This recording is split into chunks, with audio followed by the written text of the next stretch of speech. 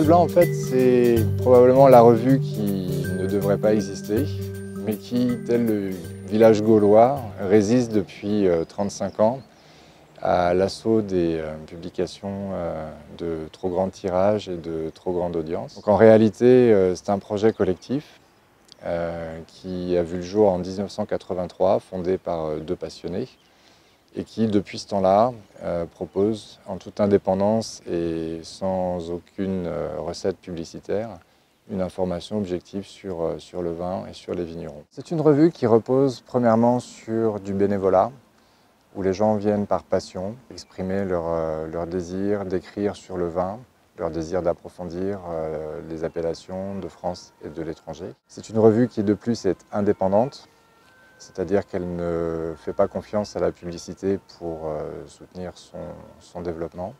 Elle ne compte que sur ses abonnés. Enfin, elle est objective et collective, au sens où on ne se repose pas uniquement sur le goût d'une seule personne pour juger les vins, mais sur la science et la capacité d'un collectif à approcher l'évaluation de telle ou telle bouteille. Je pense que nous nous intéressons à des vignerons, à des appellations, à des régions qui passent souvent en dehors du radar. Nous ne nous intéressons pas seulement, j'allais dire, aux grandes appellations. Et d'ailleurs, à l'image du lieu où nous sommes aujourd'hui, un clos de vigne à Suresnes, nous partons souvent à la découverte d'endroits que les lecteurs ne soupçonneraient pas et qui recèlent en fait des pépites, des vignerons qui font un travail d'orfèvre et qui sont en harmonie avec leur région et leur terroir.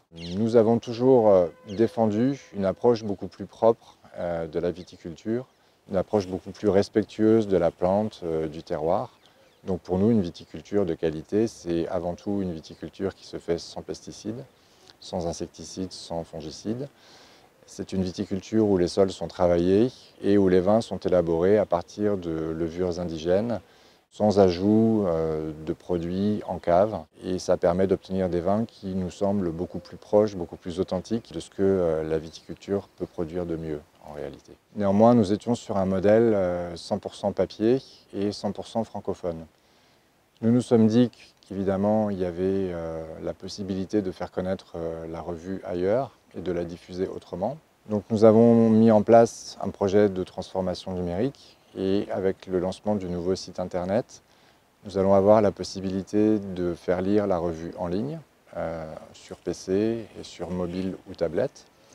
Et également, nous allons avoir la possibilité d'avoir les lecteurs anglophones qui pourront trouver une revue traduite sur le site. À une époque où les gens sont de plus en plus soucieux de ce qu'ils achètent, de ce qu'ils consomment, le rouge et le blanc me semble un investissement finalement assez modique pour tous ceux qui s'intéressent au vin et qui désirent en approfondir leurs connaissances.